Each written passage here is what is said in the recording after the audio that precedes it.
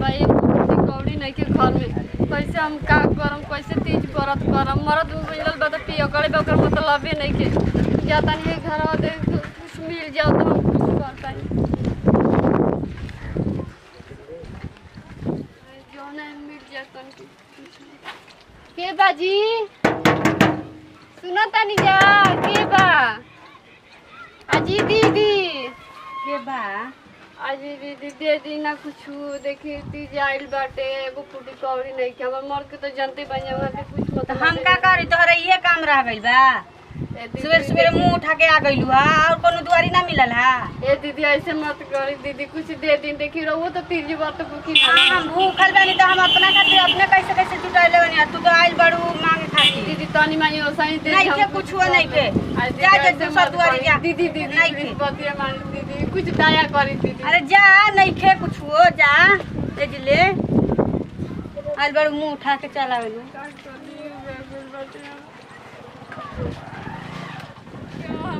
का पहले हमरा आज का हो गल बनी मरद के खाली वजह से खाली जुआ खेल खेल मोर पैसा हमर गाना बेच देला से एगो फूटी कौड़ी नहीं के केहू हमर दया करे वाला नहीं के कैसे तीज व्रत करब हम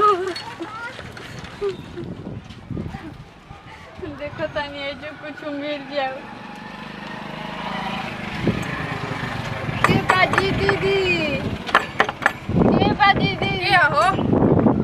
दीदी दे दी ना कुछ देखी तीज आइल बा एगो फूटी कौड़ी नहीं के दीदी कुछ दे दी ना हमरो पास ना तीज हमरो खातिर आइल बा हमरो पास पैसा वैसा नहीं खे ना कि तहरा के दी ठीक बा देखी दया कर दीदी केहू नहीं के कुछ कहत रहो पे भरोसा बा दीदी अरे अभी हमरा फल सब खरीदे को हमारे पास खुद पैसा नहीं के उतना जुटे तहरा कहां से हम पैसा मैं कुछ कह दी दीदी आज नहीं हमारे पैसा नहीं के का दीदी आ गइल ई भगवान को दीदी कहलो का हमर किस्मत में लिखाइल रहे अब तो एक आदमी पैसा बाबू देखो का बता ना वो भाई सब कोई भगा दिया अब एक कोई ऐसा बाबू पति रहा के क्या हो मरद से जो रबर बिया हो गई कंगाल की के बाजी दीदी अम्मा जी के बा अम्मा जी तन दे दीना कुछ अम्मा जी कुछ नहीं खे आज तीज व्रत हटे हमरो तो रखले बानी फल किन के अम्मा जी दे ए बाची हमारा भी खुद हम भूखल बानी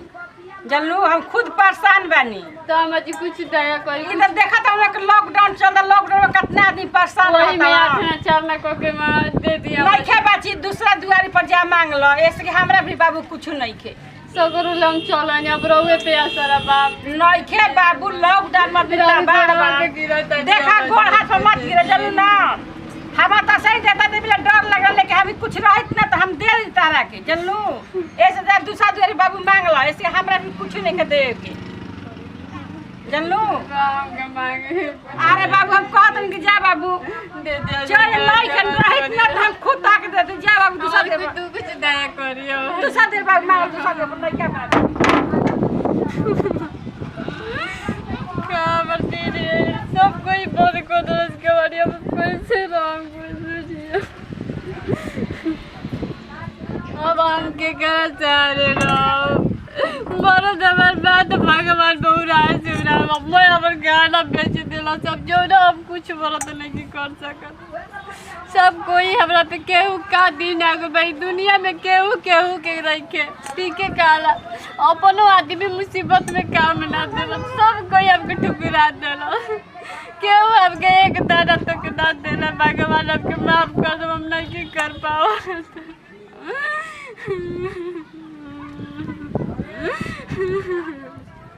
सगरी ढूंढ के आगो एको दाना कही केहू ना चलो ई दुनिया में केहू केहू के दुख बुझे वाला नहीं है अब हम कैसे कुछ करो हमार करम हमारी किस्मत फूटल है हमार किस्मत भगवान का कौन कलम से लिखले रह कि आज एगो चांदना खातिर मुहा हो गल बनी कंगाल हो गल बनी कोनो परब हम नहीं कर सकत कोनो कुछ खा नहीं सकत काहे भगवान हमरा साथे काहे रवा ऐसे करनी भगवान आखिर कौन हमर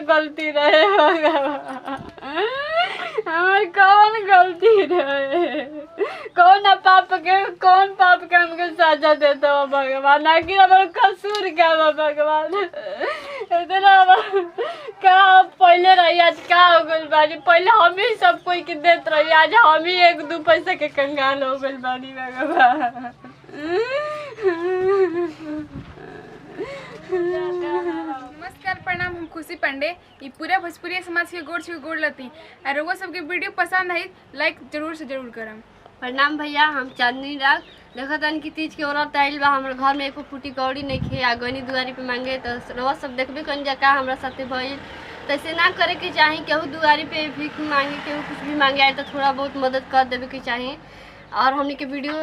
अगर ऐसे देखे के मिला तटे तो हमने के वीडियो पसंद आई तो लाइक शेयर जरूर करम जा, कमेंट में जरूर बताएं जाए कि हमने के वीडियो कैसा लागल है। अपन प्यार दुलार आशीर्वाद बनैले रखम जा। यही वीडियो के साथ दे विदाई, अगला वीडियो में फिर से मिलल जाए। जय हिंद, जय भारत, जय भोजपुरी समाज।